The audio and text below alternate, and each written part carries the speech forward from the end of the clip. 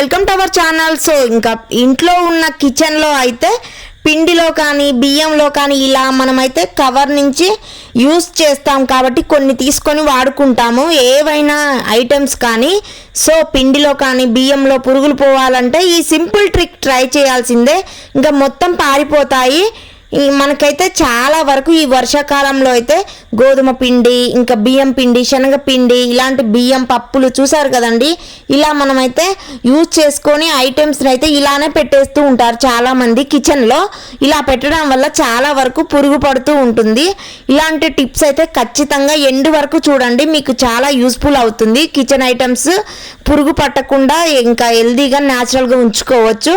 ఇలా అన్ని సీల్ తీసిన ఇంకా ఐటమ్స్ అయితే మనకి ఎక్కువగా వర్షాకాలంలో పురుగులు వచ్చే ఛాన్స్ ఉంటుంది. గోధుమ పిండి, ఇంకా శనగ పిండి, ఇంకా బియ్యం, ఇలాంటి తృణధాన్యాలు ఐటమ్స్ చాలా ఉంటాయి కిచెన్ వేరు. అలాంటి వాటికన్నిటికీ కీటకాల సమస్య అయితే ఏడాది పొడవునా ఎక్కువగా ఉంటుందండి. ఈ వర్షాకాలంలో అయితే ఇంకా ఈ సమస్య మరింత ఎక్కువగా అవుతుంది. ఈ చిన్న కీటకాలను సులభంగా తొలగించుకోవచ్చు.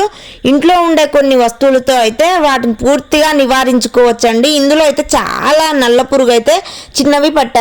ఇవి మంచి శనగలండి. వీటికైతే మా ఇంట్లో కిచెన్లో ఉంచాను. సో కవర్లో పోసి పెట్టడం వల్ల ఇంకా పురుగు అయితే బాగా పట్టింది. వర్షాకాలం తడి ఎక్కువగా ఉంటుంది, వెదర్కి ఇంకా ఎక్కువగా పురుగు పట్టాయి. చూడండి, మీకు చూపిస్తున్నాను ఎన్ని పురుగులు ఉన్నాయో. మొత్తం హోల్స్ పెట్టి పురుగులన్నీ తింటున్నాయి.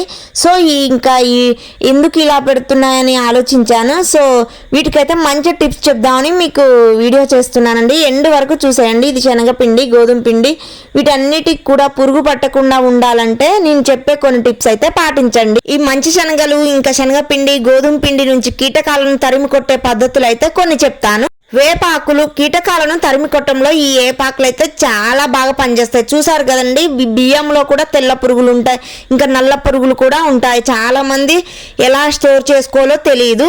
సో పచ్చి వేపాకులను తీసుకొస్తే అందులో యాంటీ బ్యాక్టీరియల్ ఫంగస్ అయితే మంచిగా ఉంటుంది.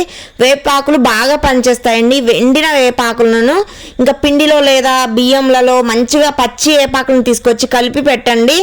ఇంకా మనమైతే జల్లెడ పట్టుకోవచ్చు. ఏ పిండి ఐటమ్ అయినా కూడా మంచిగా ఇంకా ఐటమ్ అయితే జల్లెడ పట్టుకోవడం వల్ల వేపాకు అంతా పైన ఉంటుంది, పిండి మాత్రమే పడుతుంది. సో బియ్యంలో అయితే కడుగుతున్నప్పుడు పైన తేలుతుంది జస్ట్ ఆకైతే. సో కానీ అది ఎలాంటి హెల్త్కి అయితే అంత హానికరం అయితే కాదండి, అది చాలా యూస్ఫుల్. ఇంకా వేపాకు తినడం వల్ల చాలా మంచిది హెల్త్కి.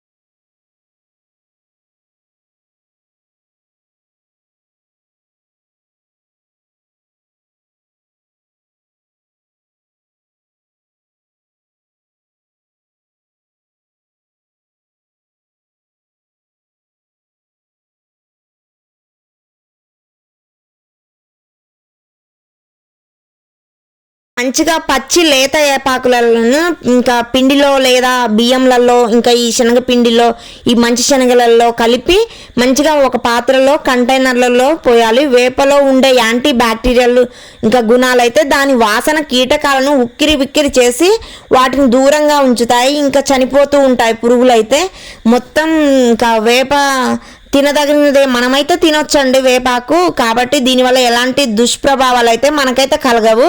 సో అది కలపడం వల్ల ఇంకా మంచి హెల్త్ బెనిఫిట్సే ఉంటాయి తప్ప ఎలాంటి ఇంకా సైడ్ ఎఫెక్ట్స్ అయితే ఉండవు. లవంగాలు కూడా కలుపుకోవచ్చండి. పిండి పాత్రలు లవంగాలు ఉంచడం వల్ల కూడా కీటకాలు దూరంగా ఉంటాయి. పిండి రుచి మారకుండా ఉండాలంటే లవంగాలను ఒక చిన్న సంచిలో కట్టి ఉంచాలి.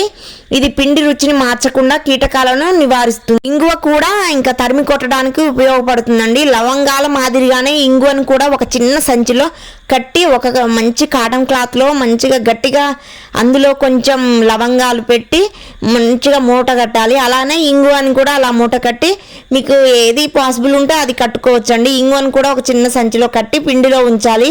ఇది పిండిని ప్రభావితం చేయకుండా కీటకాలను అయితే నివారిస్తుంది. బిర్యానీ ఆకులు కూడా కీటకాల సమస్య నివారించడానికి బిర్యానీ ఆకులు కూడా ఉపయోగించవచ్చు.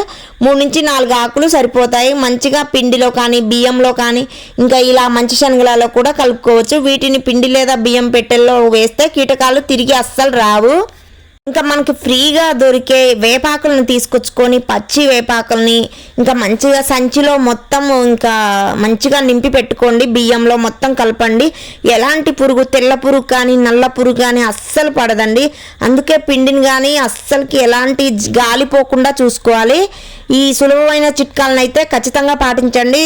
పాటించడం ద్వారా బియ్యం కానీ పిండి ఐటమ్స్ ఏ అయినా కానీ కీటకాల సమస్య లేకుండా చూసుకోవచ్చు. So thank you so much.